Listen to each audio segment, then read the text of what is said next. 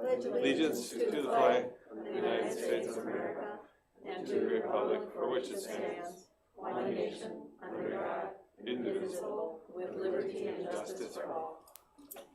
Thank you all for coming this evening. Like traffic, I'm sure. So do we have a motion to approve the agenda? So moved. We have a motion by Gene. Do we have a second? Second by Ron. Discussion? All in favor? Aye. Thank you. Public comment. Any come in? The questions that we've received so far have dealt more with parent questions on when we're going to be, if we change a learning model parameter, when that will come out, how soon. And that's one thing that I did bring to the planning group, and we're still talking about how much lead time, and it could be that we have more lead time for elementary parents than what's needed for high school parents, because remember, the high school needs to move faster than the elementary school does as far as switching from a learning model parameter. So I've had 3 questions on that, which is why I brought it to the planning group. We got an email from a college in the area that our child goes to, and they said the criteria that they were using, and I found it interesting because it's not, we were kind of talking about one metric, but they are looking at like 4 or 5, like the number of students, the number of teachers, faculty, staff percentage, if that gets above a certain number. It was like the county, the community, so, and it was, there was one metric, and I think I'm gonna make it up, I can't remember if it was 3 cases that were not related within the school, then they knew that they had spread or something like that. So I wonder if we need more than 1 metric. Oh, that's a good idea, If we just have a couple of, you know, guidelines. Because if one kid, you know, if it's if it's 1 case, it's not as big of a deal really as 3 or 4 separate non-related cases. Then we know it's really specific. Then it's all form part of it. Yeah. So We should look into it, whoever that is. I can send that. I can send it to you so you can look at it. Yeah, come talk about the meeting. I missed the meeting, I apologize. I told them how to drive it and all that. I was like, oh. Well, and it's one of those where there's not really a lot of direction. And so I'll get to that with a COVID update, but they said with the regional team, anytime you come to the regional team saying, we're thinking about changing our learning model parameter, the first thing they're going to say is, what does your crisis team, or in our case, we call it our planning group instead of a crisis team, what does your crisis team recommend? And so if it's not coming from the crisis team, they're gonna have us go back and have that conversation at the crisis team. So we're actually doing exactly what they said that we should be doing. So is there any other public comment? No. Okay. So consent item. Do we have a motion to approve the consent item? So moved. Motion is passed. Do we have a second? I'll second. Second by me. Discussion. I have one question. Sorry, I don't know if the camera can see. Michaeline, asking the question, how much time does it take for an MNBA instructional trainer? Because I noticed that some are instructional trainers for multiple new hires. And so I'm wondering how that just works from a workload point of view. It's paid on a stipend of I saw that. $250, which quantifies to if they've got a question, if the teacher has a question and the digital navigator isn't available, it's about 10 hours for that instructional, it's a little under 10 hours for that instructional trainer to work with that new teacher. It takes way more than 10 hours as far as figuring out Infinite Campus. K-12 training is set up so it walks a new teacher through Total View and New Row and some of the other applications, D2L. So it walks them through the applications that they're going to use, but as far as best practices, as far as some of those other things, that instructional trainer helps with that, but then the instructional trainer also helps with, this is Infinite Campus, this is a school-owned proprietary thing, and so then it's a huge learning curve. Okay, my concern is we have teachers who are stressed and maxed out, who are now taking on quite a bit more in some cases, and I'm assuming that that is being sensitive to it. That no teacher is assigned to be an instructional trainer without that teacher reaching out to the administrator first, saying, I would like to take this on. So there are some of the especially elementary teachers who I know, most of the elementary teachers have the full 40 students. We haven't been able to typically at the beginning of the year, we try to give a maximum of 36, so we've got that 4 to grow in October. We haven't been able to do that just because we haven't been able to find enough people to hire to handle all the numbers that we have. So virtually all of our elementary teachers are at that 38 to 40 with not really much room to grow. So we know that everybody's doing everything they can, but they also want to make sure that every student is getting a quality instruction. So they have been very good about stepping up and saying, I can't imagine being a new teacher here with 40 kids and not having someone that I know I can reach out and talk to. Someone who's going to be right there for me, because they can schedule a time for that digital navigator. But our digital navigator, with all of our new employees, for 7 hours a day, it'll take her a solid week.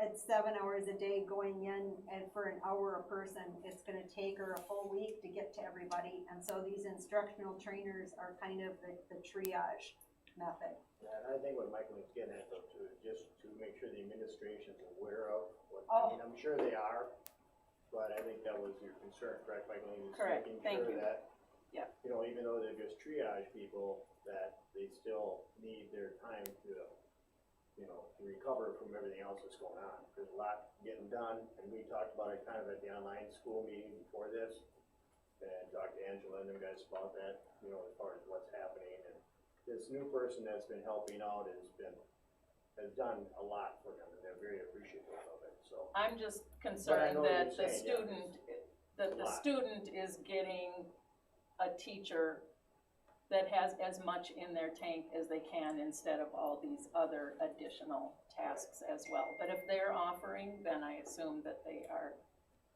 taking that on at their discretion. Thank you. Any other questions? So we have a motion and a second. No more further discussion. All in favor? Aye. Opposed? Okay. Discussion items. All in favor? COVID update?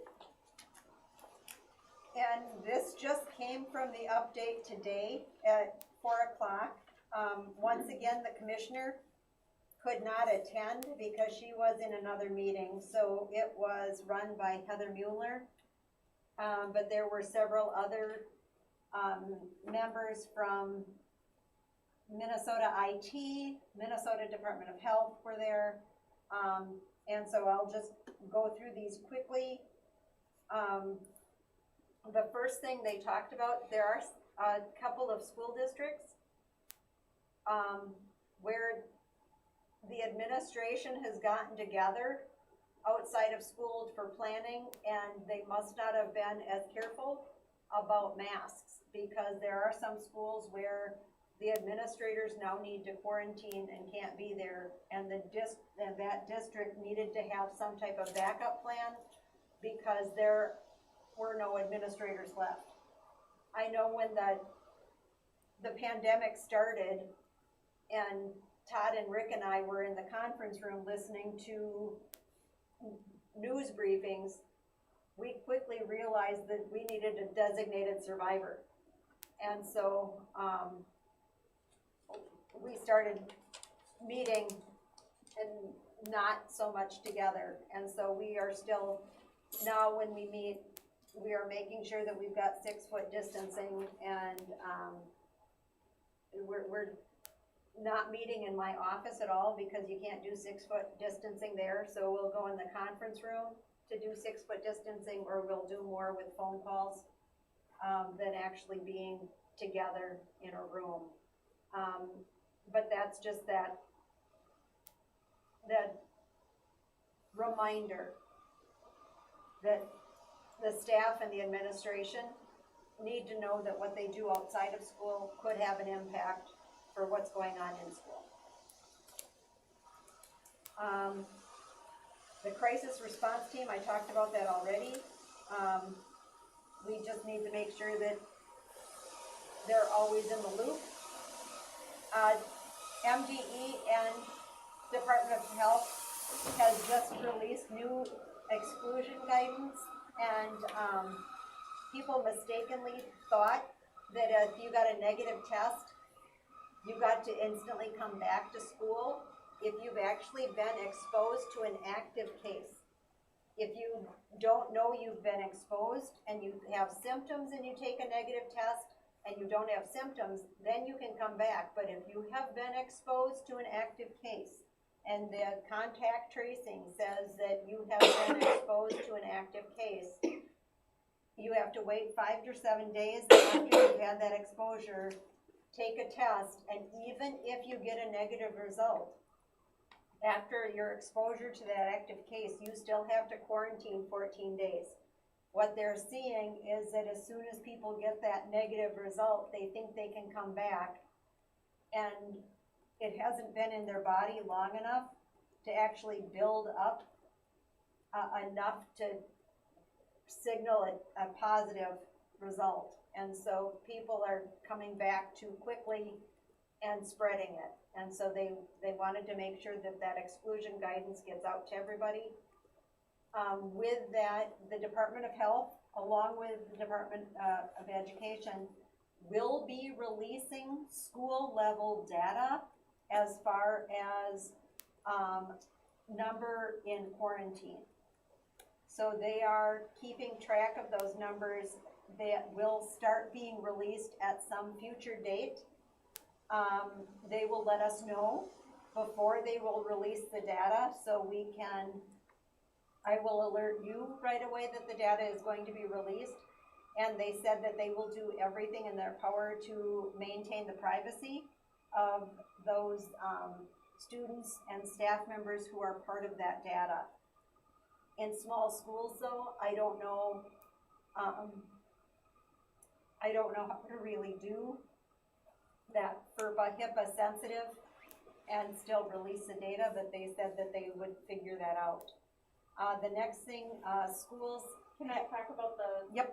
So just from the planning committee, the school nurse was on the call this time, and I'm just so thankful we have a nurse. And as a parent, I'm seeing stories actually in other schools of parents sending their kids even though they have a positive test result, not knowing that, just not caring or not thinking they had to wait so many days and not knowing when they could go back. And so our school nurse is available to help our parents figure all that out. So if your child is exposed and needs to quarantine or needs to get tested, the school nurse can walk you through all of that. And I'm so thankful we have her, because as a parent, it's always changing. We're not on top of it.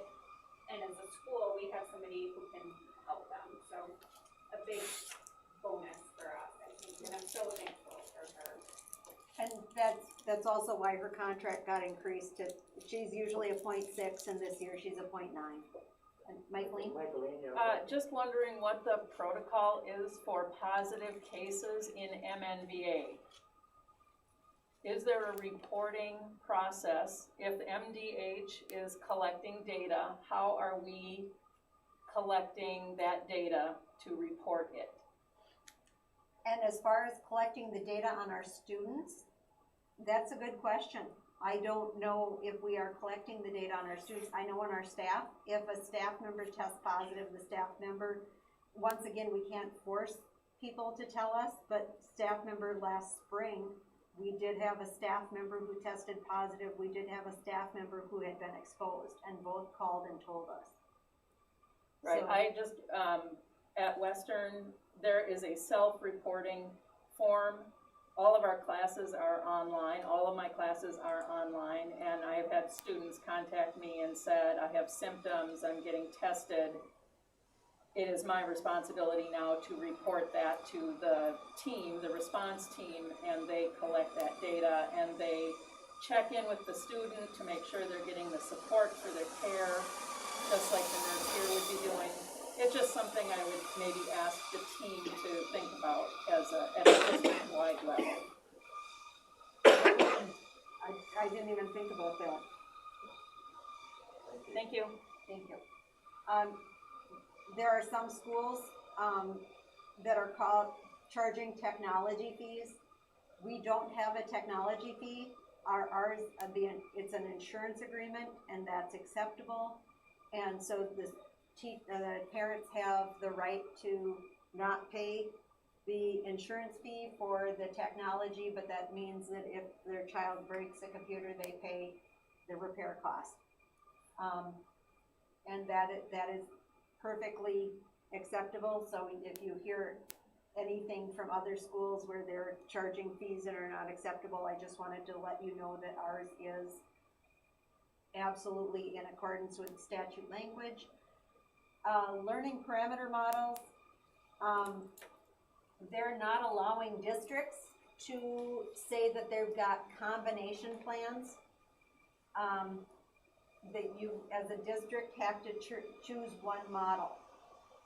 And I had chosen combination because MNVA is distance learning and the on-site is hybrid. And in talking to MDE today about it, we had to declare the learning model that matches the majority of our students, and then the schools that have smaller enrollment would be our exceptions. And so if you go to the state page now, our learning parameter model for our district looks as if it is 100% distance learning. But if you go into Houston Elementary School or into Houston High School, you will see that they are 100% hybrid learning.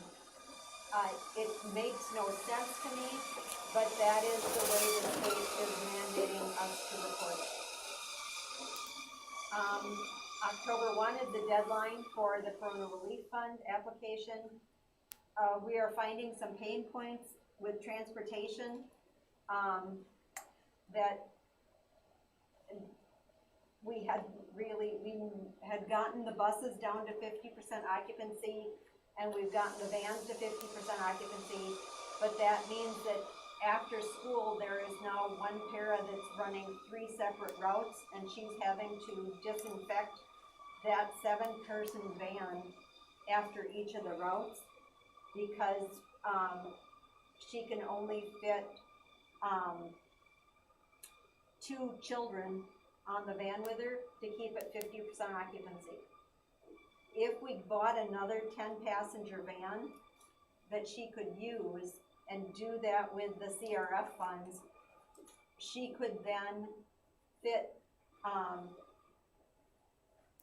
it would reduce that to 2 runs from the 3 different runs, because you can fit on that 10-passenger van, you can fit 4 students with the driver.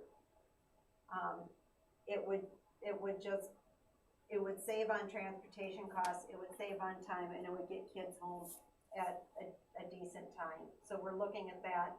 And one of our buses has only 65 passengers, and there is one bus that's just, Steve's bus is, if we have a family that's driving right now that says, I can't drive, there's no room on the bus. So if we use CRF funds to get a 77 passenger bus, that opens up 6 more seats on the bus. And it would definitely reduce some of the tension there. So I'm looking at, seeing, amending our application. We have to get pre-approval for that, but I'll see if we can get pre-approval, and so then I would be, using CRF funds for that. So you're looking to use money for CRF funds for a bus and a van? Yes, Is that gonna deplete money from another avenue? You know what I mean, if we use it for a bus, are they gonna say, well, you know, we're giving you $100,000 for a bus, we're not gonna give you money, you know, we're taking that off their top of what we normally get, you know what I mean? no, What I don't wanna this see is, is, I would rather see it as an add-on. no, it's all from the Corona relief funds. It is all perfectly, No, I'm not saying that, but I'm just saying, if they say today, they'll give us $500,000, just use that number. But then, 505. okay, I'm just saying, I'm just trying to use simple numbers for me. Okay. So it's $500,000 they're gonna give us, and then you redo it, and they said, well, we're only gonna give you 500,000, you're gonna take that from that 500,000. What you're saying is, if you redo the paperwork, they may give us $500,000 or $600,000. No, they're giving us 505,000, and we're looking at all of our needs, and we still have room to put the bus on there without diminishing the other needs we have for Okay, smart that boards, was just for my question. I other wanna make sure we're technology. meeting our other needs. Yep. Not adding, you know, an expense, taken away from another need that we have that may be a little more critical. No, it's, Gwen and I have been going through the budget and looking at all of those needs. Michaeline? Well, I have attended, I'm reporting on it at the end of the meeting, but I have sat in on these advocacy tours online. And some districts who had applied for CRF funding things early on got approved, and some who are submitting applications now are hitting speed bumps. So the pre-approval thing is critical, and so it's good to hear you talk about that, but there's some confusion in how that money is being, so I think they could approve the bus but not the van, or the pre-approval gives them the right to take one and not the other, or take them both. Right. So And- that's my understanding from the discussions today. And, with the CRF funds, that's being, administered by the Special Education Finance Division at MDE. And they're taking their typical special education finance lens and looking at this application, and so there are more hoops that we have to jump through to allocate those funds than what we have to for ESSER or GEAR. The application is longer for ESSER or GEAR. The application for CRF is really easy, but to actually jump through the hoops to get the funds, it's a great deal more work. Have we ever, tried to look it up and I can't find it, but like, for example, the 505,000 that we're getting, and obviously other schools are getting too, different amounts. Has it ever been determined from the state where that money is coming from? Yeah, federal government. Yeah. It's a federal government, which is why the special ed finance was given that oversight, because special ed finance has had so much work with federal funding, because a lot of the special ed funding is a federal source.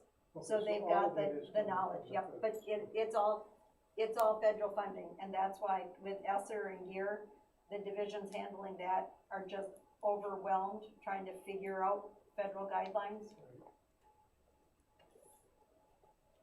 Well, yeah, Esther and Gear, you know. ESSER and Gear, we've got those funding sources too. We need to get the CRF funding buttoned up next week. The one thing with Gear, we can't use CRF funding to pay for our on-site teacher computers because those were in our budget. Since those were in the budget, CRF funds can't be used, but Gear funding can be used for those. And if we're going to use Gear funding for our on-site teacher, high school teacher computers, then we need to submit that budget prior to November to get those paid. And so that's something with the uses for Gear funding, that's about the only thing that we do where that Gear funding is applicable. So we will be submitting that for those high school on-site computers prior to November. ESSER funding, that we can go and we don't have to really do anything with that one until May 1st. But there will be some needs for that ESSER funding as well. With the high school league, one of the things we can use the ESSER funding for is the $5,000 extra fee assessed by MSHSL for COVID losses. I've got high school league is later on in the budget, and so we can just cover it now, and if you have questions you can ask about it then. It basically is with the COVID fee and the increased fees for participation, it's at 304%. It's 304% of what we paid last year. So, Are you getting some feedback from parents in the district regarding that? And then are they being, has it been indicated to them where that funding is, how we're covering that additional cost? no one has said anything about the fees or the funding. The only question that we've had is there going to be football and volleyball? Do you have a vote in the Minnesota State High School League? Are you a voting member? Yes, but we are so minute by comparison, you know, they meet at the state level and then they hand down their judgments. So on Monday, you don't have a vote on this meeting on Monday, on No. Thursday? No, That's what I was curious, I didn't know if it was made up of, because I know That's a you good mentioned. question. Yeah, okay. So it's And they've a just, different group that votes? yes, it's the board of directors. board of directors. Oh, okay. And just to fill you in, there was a board at the local, and it was consisted of 4 parties, which Todd Lundberg was one of them. They have disbanded that group temporarily because they were paid. And so our locals are working to keep the cost down as much as they can, because each of those 4 were being paid a sum. Now, the head of the Minnesota High School League at the local level is Brad Johnson. He is still retained and he is still doing his job and he is paid. But they eliminated those 4, which, you know, is considerable savings. But,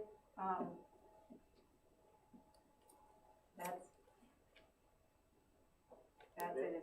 And I think the parents are aware that we're not making, I mean, it's the high school league that makes No, this they- decision, and so I mean, it's like, if we can't do anything, we just have to wait, right? Right. So, Yeah, that's why I think it's probably beneficial for all of us to now, as we understand how it's being paid, in case that's brought up to us, that, because the parents are aware that it did go up, they generally think 300%.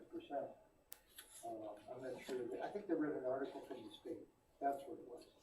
And so if they bring it up to our attention, we now know it's not 304% of our budget, you know, that is going, so.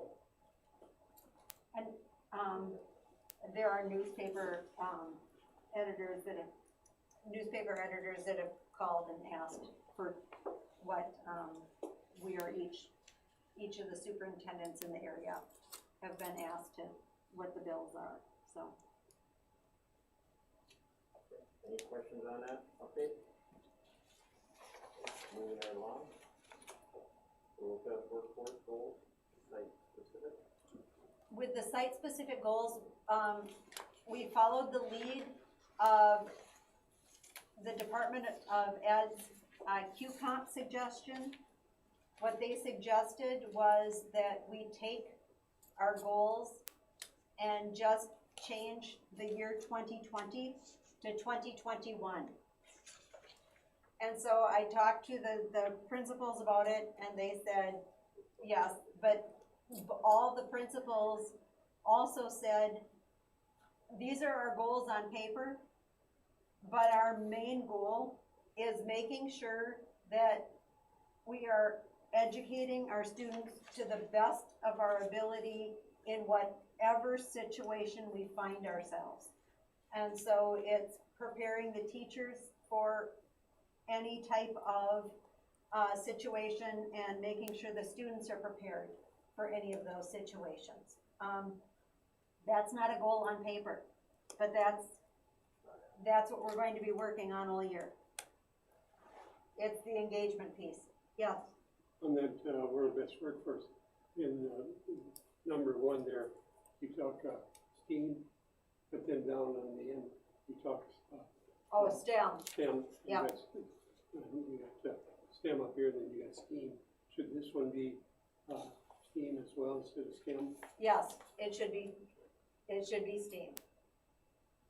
Yep. Because all the ones down below are all STEAM. And that's, the top one is from the strategic plan that was devised 5 years ago. It sunsets now. We need to start meeting, have to figure out how we're going to meet, whether it's Zoom, Google Meet, or face-to-face. And then we need to really start looking at what we want the next 5 years to be and start collecting data.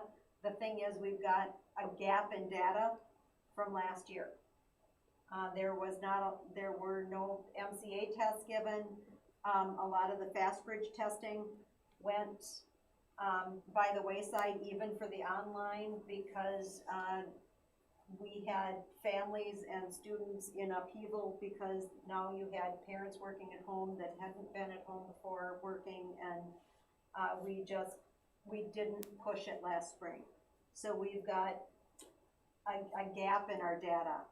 So we have to also look at that gap analysis and how we use the data we have to go forward.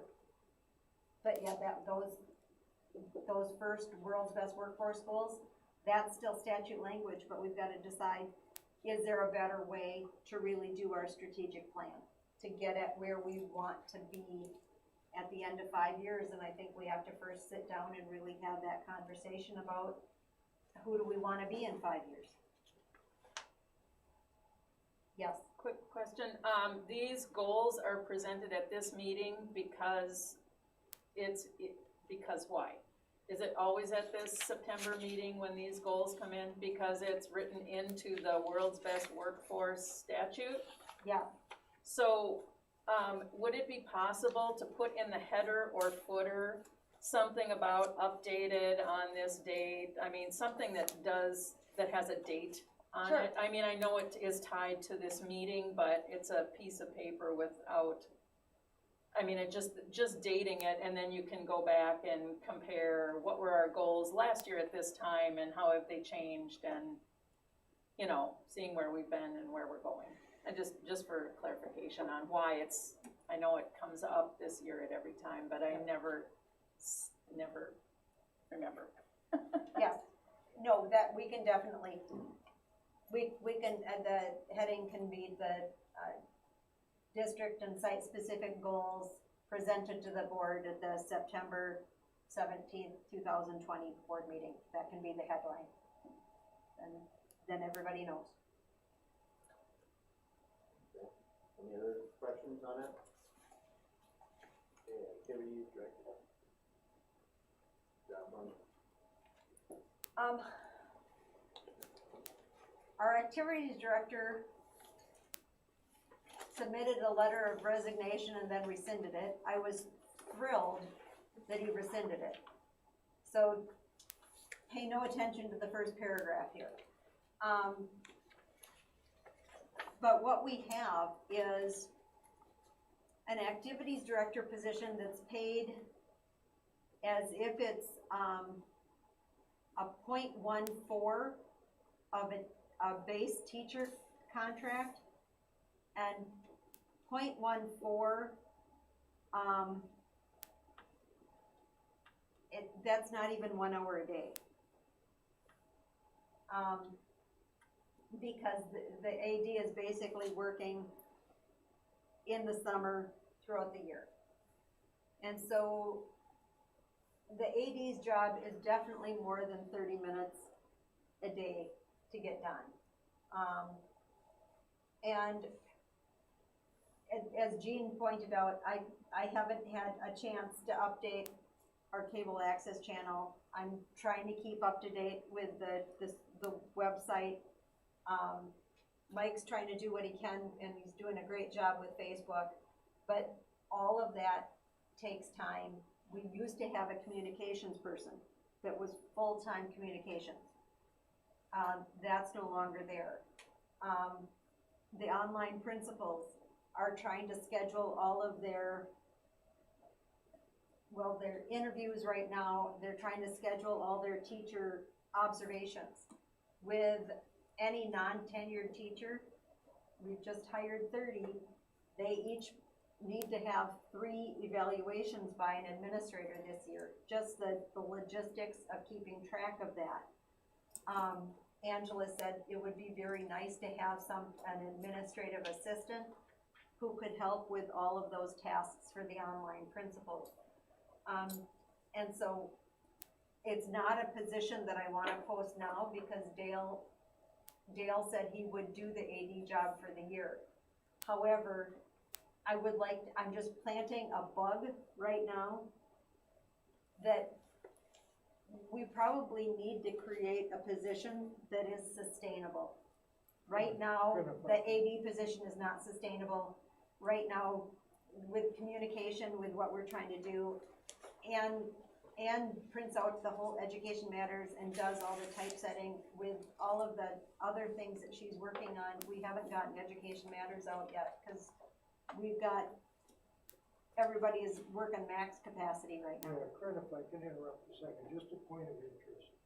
When I was on staff here, to my knowledge, I was the only person qualified to become the athletic director. I had a degree for it. It's beyond your 4-year degree, but I never had any interest in the position. And the reason I didn't was just some of the things you pointed out. It was a lot of work for the amount you were paid or the release time you were given. So I think it's a very good idea to bundle it with something else, but not now. I think we've got to let the dust clear here for a while and let people get back to their normal jobs. And then I think in the meantime, maybe Corinne, you can look into what would be the best manner of bundling this.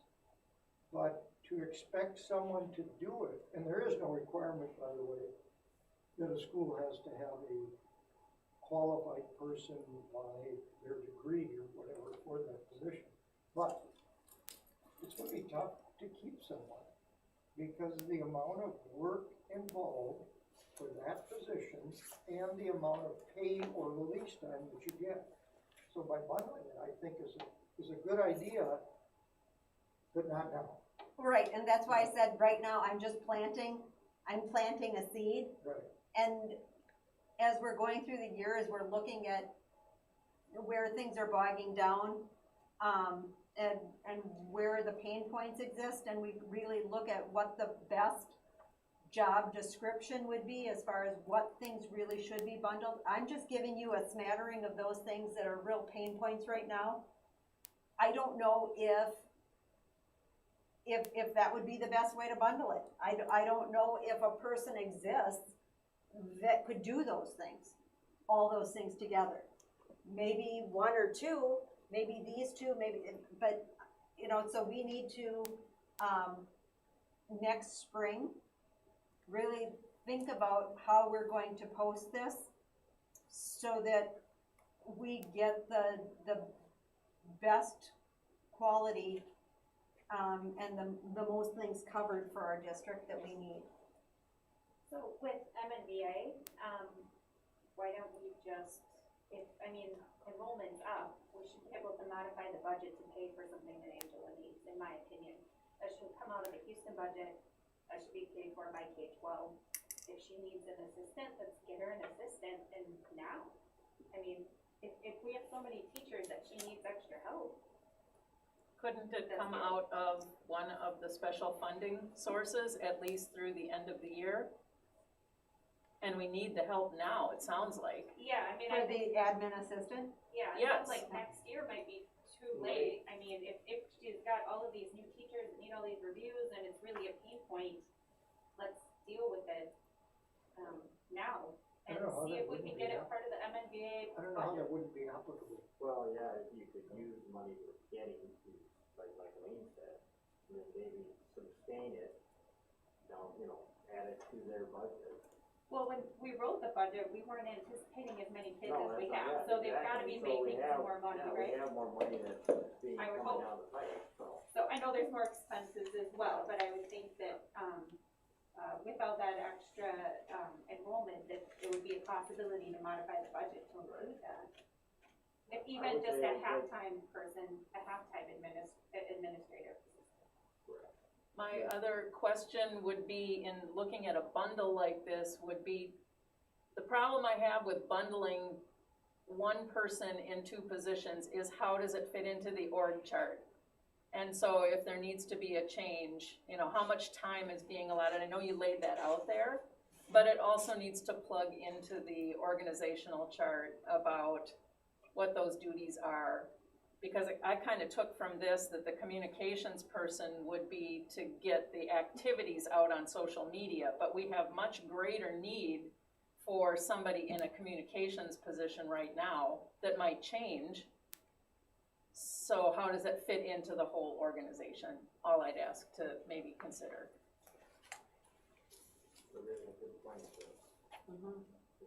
Can I speak for a second too? Yeah, so a lot of the challenges, so this is an opportunity, right?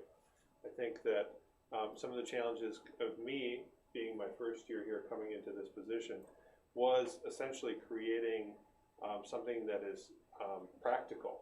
Like, and it mentions like Schoology on there, it mentions Infinite Campus, and all that needs to be continuously maintained. So over the years, we've added all these different elements of learning management systems and different platforms, but we've had the same, we haven't added anybody to do that. So that's the opportunity that I see, is that it kind of rounds in, and a lot of the tasks that go into an athletic director type position or an activities director position, a lot of that aligns with the communications type director position. So that's kind of the seed to be planted as well. And So I think they're right. I mean, I think the online part, we need somebody for the system. We should look at that now. okay, And like you said, we're planting the seed for the future, whether it be like what Pete was saying, look at what needs to be done, and if you're gonna find somebody, and maybe that you don't find one person, you may find out from now until next year, we may need two people, but in two different roles, you know what I mean? yeah, because we had, But the AD is taken care of for now, mhm. so let's not And dwell on that, but the other part of it, we need to have taken care of now. You can't wait.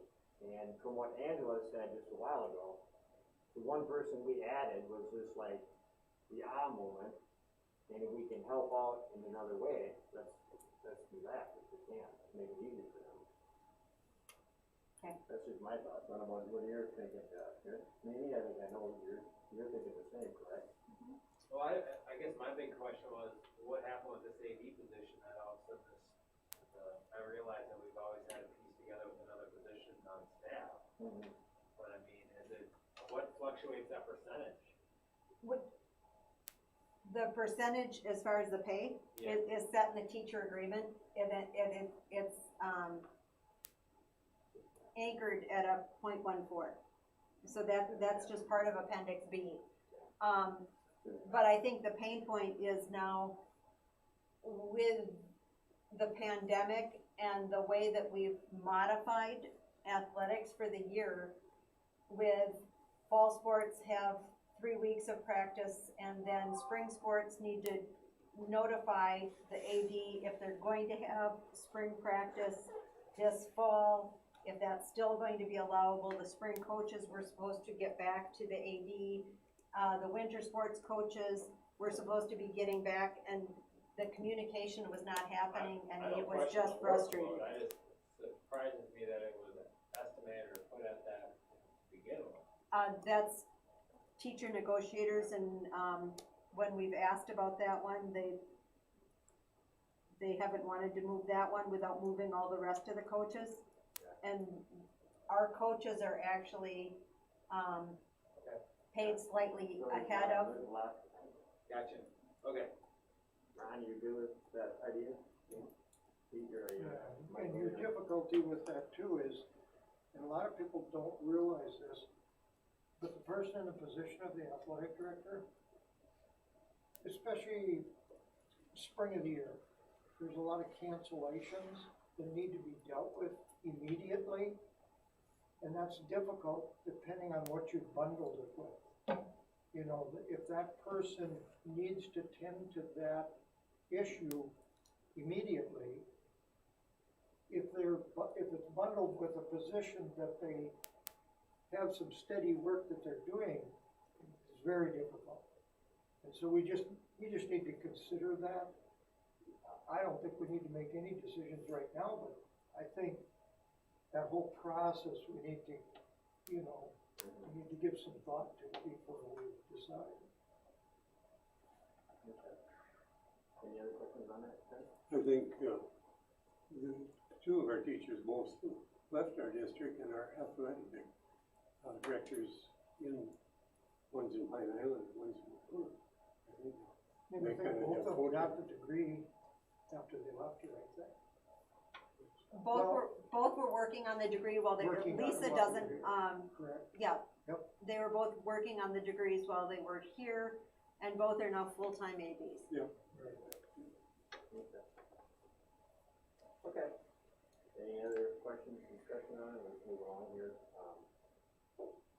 Increase on the co-ed MSHSL, we talked about a little bit. We talked about that, and as Mimi intimated, on Monday, the board of directors will be having a meeting. We'll find out if football and volleyball will be played this fall. If it's going to be played, we all have to follow the Department of Health guidelines. So if any fans are allowed, they will have to be social distanced. They will have to wear masks, even when outside. If, the coaches will all have to be masked along the sidelines. For transportation, you can't take a team on a bus with more than 50% capacity on the bus. So all of that has to be covered. So it might be that if we have an away football game, we will have to take 2 buses to the game. And so that's just one of those things that we need to be aware of going forward. If it happens, these are the ramifications of that decision. So if they went to the fall instead of the spring, football, for example, would have 4 football games. The first football game would start, in, I think, October 21st, and it would go until December. How would they do that? I'm not sure. I just know that every season is shortened. Yeah. So they could, because they've already, had that, they put the fall season in right now, in the middle of March through May, and then the spring season was going to go into July. If the fall season doesn't have to take up that spring slot, then the winter sports season could take up some of that slot that was already designated for fall, and then the spring could Right. maybe not go to July. Northern Minnesota might oppose that. I think player and parent wide though, I think everyone would do this just to see one game. I mean, my general consensus on people. True, I agree with you, it's just, that's a lot of work on behalf I know. of the team, the coaches, Yeah. everybody involved. And And it's- December seems a bit, Extra work for the AD. Oh, very much, yeah, no doubt. Okay. right? Any other questions on that? Okay. Old business, items for discussion and approval. Hiawatha Valley Mental Health Contract for Services. I got this from Eric, right after our last meeting, otherwise I would have had it on that meeting. This is just for the counselor therapist services, that we have contracting through Hiawatha Valley Mental Health. They are seeing some of our students. I don't know if I've seen any of them on site yet. I think it's all been virtual meetings so far. The only one I've seen on site as far as a therapist is Scott Sigersma from Athena. But we do need this contract. They have hired, the therapist we had last year took a job elsewhere. So we've got a new therapist assigned to us now. So we're approving this this evening? Yes. So, do I have a motion? So move. Motion made by Kane, is that a second? Second. Second by Pete. Discussion. All in favor? Aye. Opposed? Thank you. Approval of gifts, Legion and the Booster Club. The gifts we're talking about. Bring it on. Okay, the first one, oh, sorry.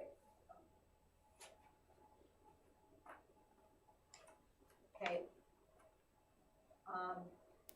First one is the American Legion for, COVID supplies. So we can use, some of this for some of those alcohol wipes that we need to have. So we don't have to deplete all of our CRF funds. We calculated, we're probably going to need, to purchase, about a $250,000 alcohol wipes to get us through the year. Motion to accept the gift resolution from the Legion for COVID-19 funds. You have a motion? McLean, do I have a second? Second. Second by Ron. Discussion. Just want to thank the Legion for their generosity in the time of need. Yeah, Thank you, absolutely. McLean. Further discussion. All in favor? Aye. Opposed? Okay. Houston Booster Club. And the Booster Club,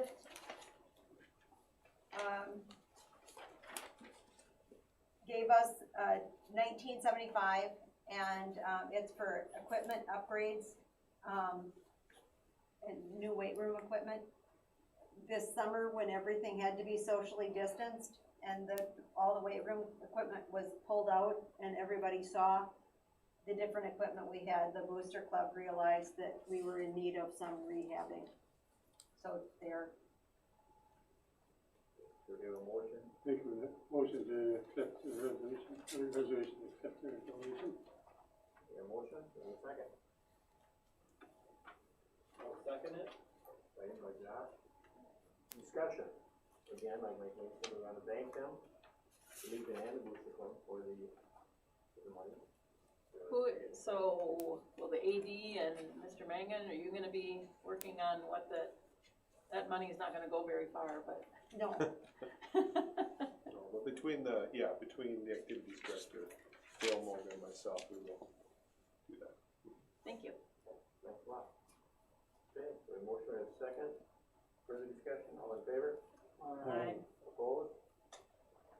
Thank you. Policy for third reading. Policy And approval. and approval at 522. Talked about this last time. We have a motion to approve policy 522.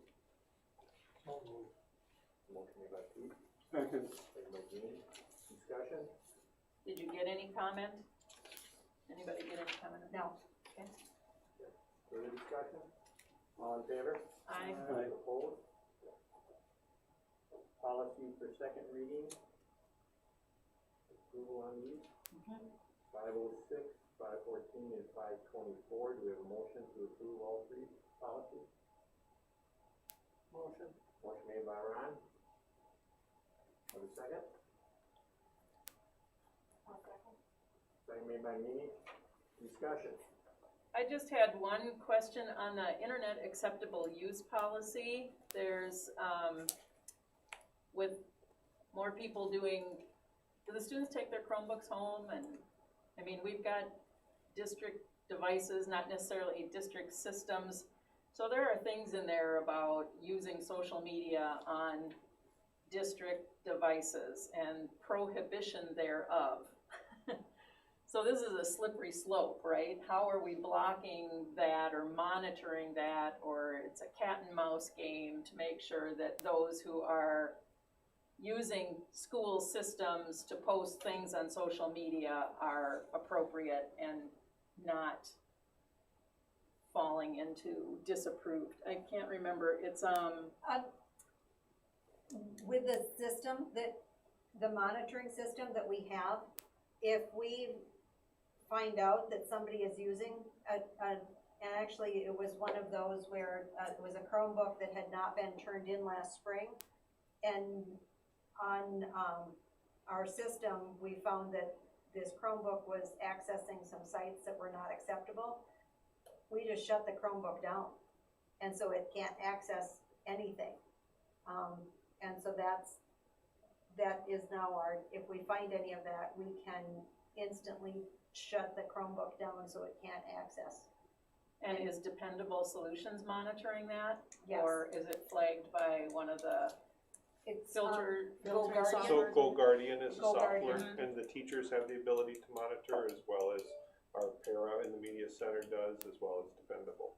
I think it takes everybody to Yeah. be monitoring that, Yeah, right? and Cindy, Mhm. the para here in the library, Cindy Flatton, does a fantastic job checking in on GoGuardian, and she checks every single Chromebook every day. Okay. And just to add on to that, that's been a big focus this year, is that we are not a BYOD school, we are a one-to-one school for that reason that you're talking, is we have policies such as this. That's why we are a one-to-one school. And with the programs such as GoGuardian, it really helps us to keep the kids safe and make the right decisions, so it's Thank been you. a definite benefit.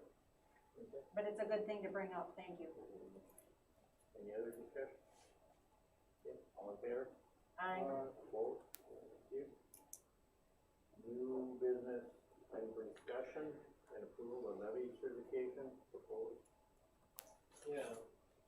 I move to reduce the local optional revenue and long-term facility maintenance in order to lower the tax rate to 0.74 and then levy to the MAP. Is there a motion? Did we discuss this last time? We got it in the finance committee. But does the,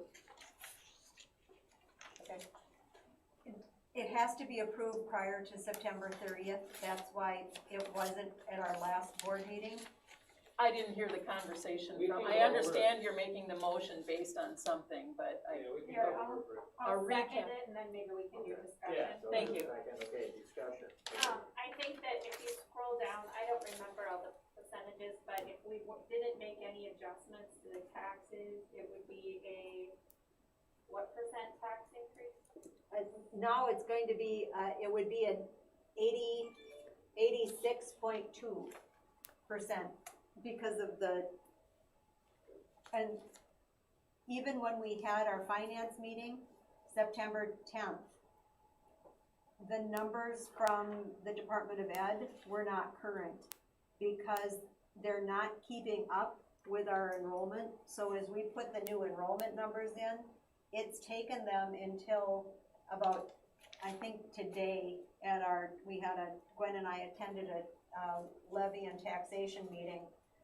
They finally have the systems, where they're reflecting the enrollment. And since there are so many districts whose enrollment has fluctuated greatly, we benefit because our enrollment has fluctuated up. There are a lot of districts that, because the students are going elsewhere, have fluctuated down. And so with this,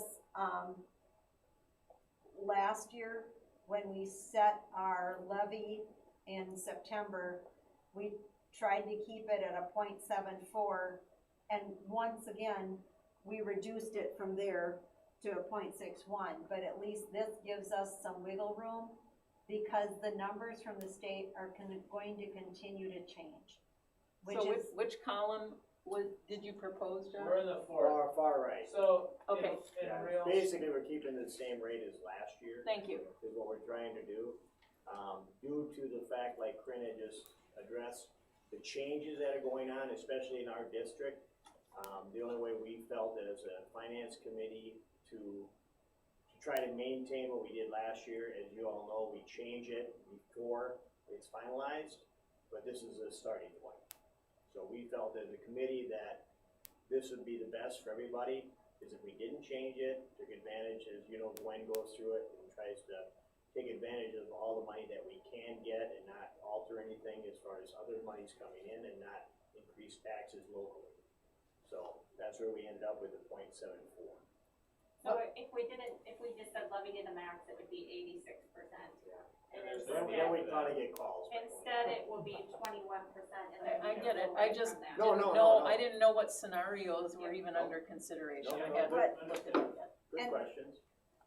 It's one of those things where we're only, we're part of that, about 5% of the schools in the state don't just levy to the max.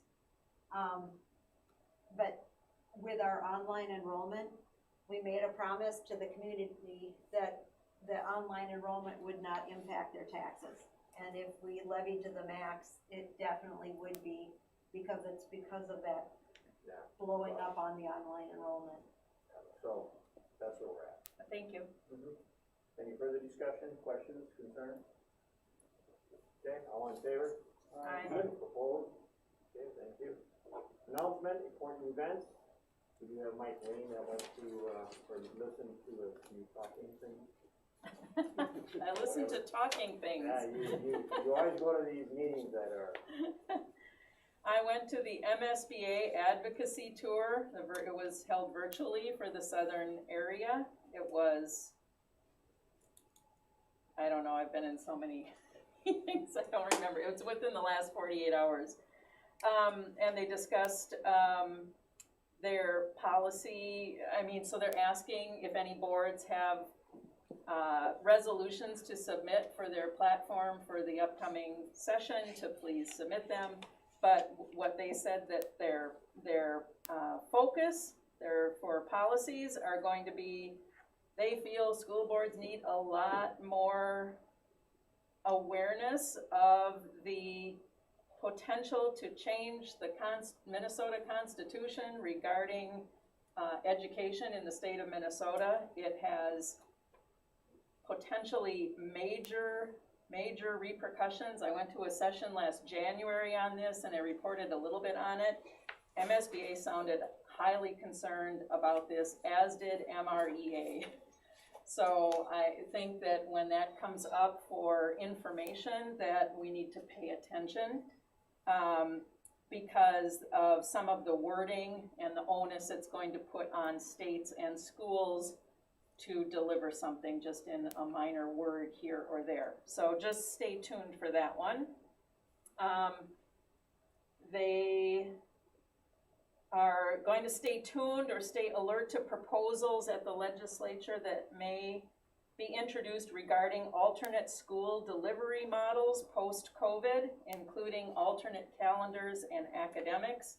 They feel that the responsiveness of districts has opened up the conversation for who knows what. We're gonna be staying tuned to that.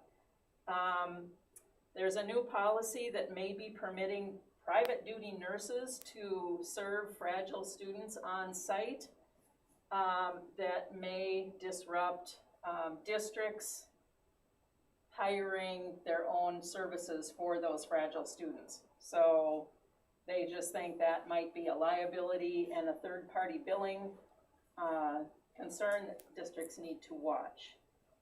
There is still going to be the push for school audits to be run through the Minnesota State Auditor.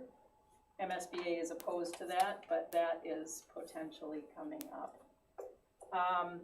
Bills that will be returning, there will be probably very little of a financial nature because of the year we are in. Management issues, high alert was what's going to happen with insurance in various districts, different types of workman's comp claims, and the fact that we have fires out west and hurricanes down south. This is likely going to impact property and casualty premiums for all schools because that's a shared cost, so being alert to that. Auto insurance, likely there are fewer miles for many districts. Cyber security insurance likely is going to be a greater demand for cybersecurity, which is a big concern. Let's see. And I talked about some other things that didn't seem to hit too much. In terms of budget issue and factors, they're talking about some changes in how average daily membership is looked at, which could be a concern for those of us who have gained more students when many, many districts are losing average daily membership. If they try to level that out, we won't be maybe as well positioned as we are today.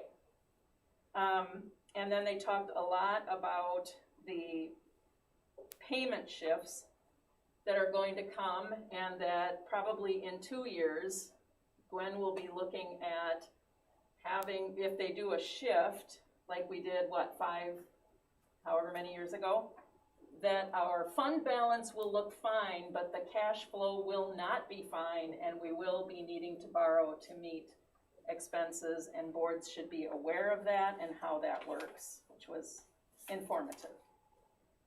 So the state is projecting over a $5 million shortfall. Billion, sorry. And so this is, well, I have it, I don't know, I think I was getting kind of wonky at this point. $5 billion for fiscal year 22-23. Projected revenue will be down $5 billion in fiscal year 22-23. Cash flow will be a concern unless things change. Anyway, so I went to MSBA's advocacy tour.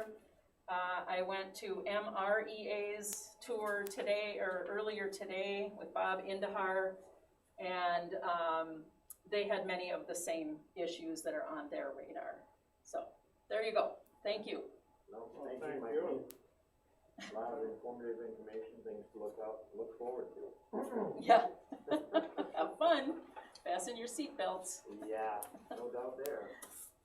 So, any other important events that you want to bring up, everybody? Meeting and committee updates. We had a finance meeting, online committee meeting, finance meeting. That was pretty much what Mimi discusses there. Yeah. Finance. Any questions on the finance committee? We kind of went over that already with that. Online meeting, Dean, you wanna? Yeah, we have over 2,500 students in online now. That's up 1,400 before.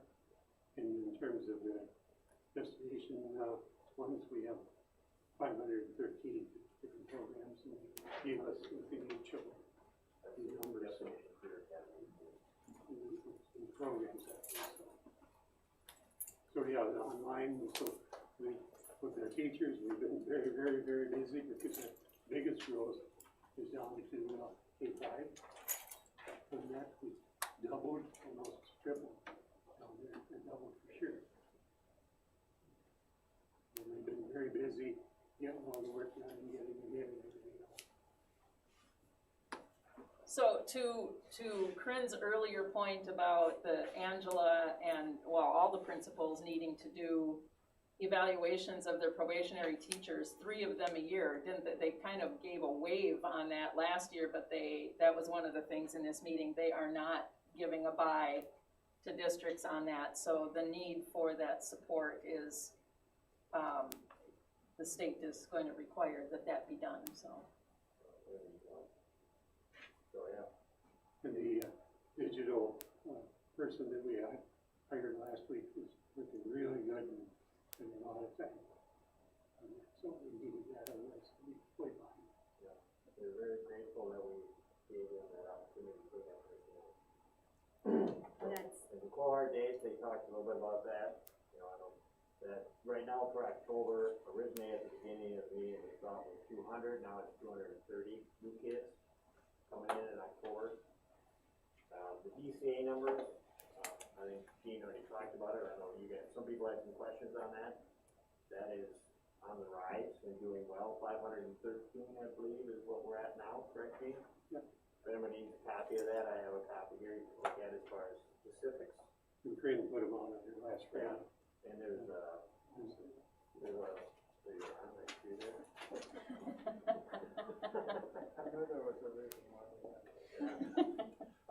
But there's a lot of interest in the programs, I think more so than they expected. There's some kids looking at other DCA programs that we may want to add to our program, whether it be next year or the following year.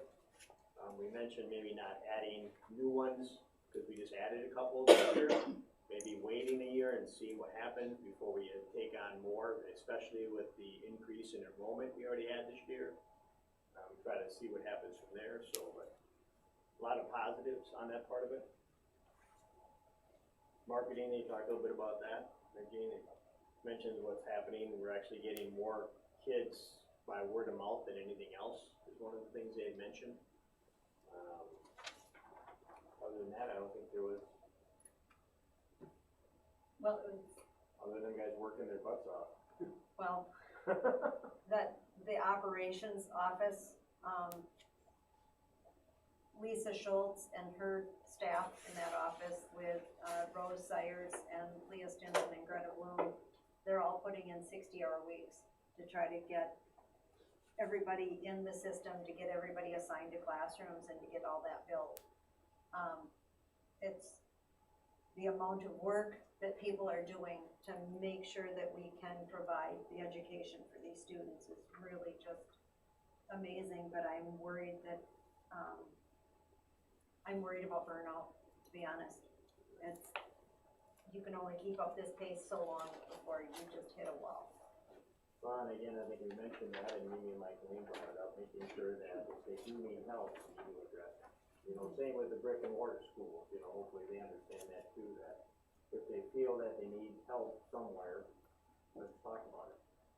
You know, we have possibly capabilities as far as funding for a short term, but, you know, if there is need, let's talk about it. Anything else, anybody else have anything else to ask about facilities or finance, online or finance? Anything else, Corinne, on the feedback, thank yous for future agenda items? I just want to thank the entire staff. And once again, they are really stepping up to the plate and willing to take on all kinds of other responsibilities. So I've been impressed by the staff. No, I mean, Michael and I had a discussion before the meeting, and I was telling him how, you know, how our school, whether it be grade school or high school, both schools and the online schools, they're doing a phenomenal job with what we are going through right now, and we, if nothing else, we keep telling them that we appreciate what they're doing. as a board, and I'm sure he supports me on that. Cause they are doing a phenomenal job, like Vince said, so, thank you again for all the work. Anybody have any else? Gene? Also with, Dale Moga, for his resignation back, it's fantastic. I've seen him out there, doing the ball field, he raked and everything to get the quack, that's how we see it.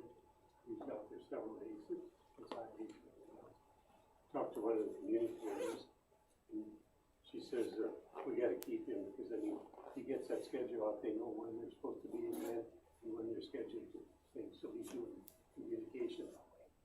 So, we gotta keep him. Okay, anybody else have anything else? Okay, we have a motion to adjourn. Motion made by Ron, Second. second by Jim. Discussion, all in favor? Opposed? Thank you all for coming this evening.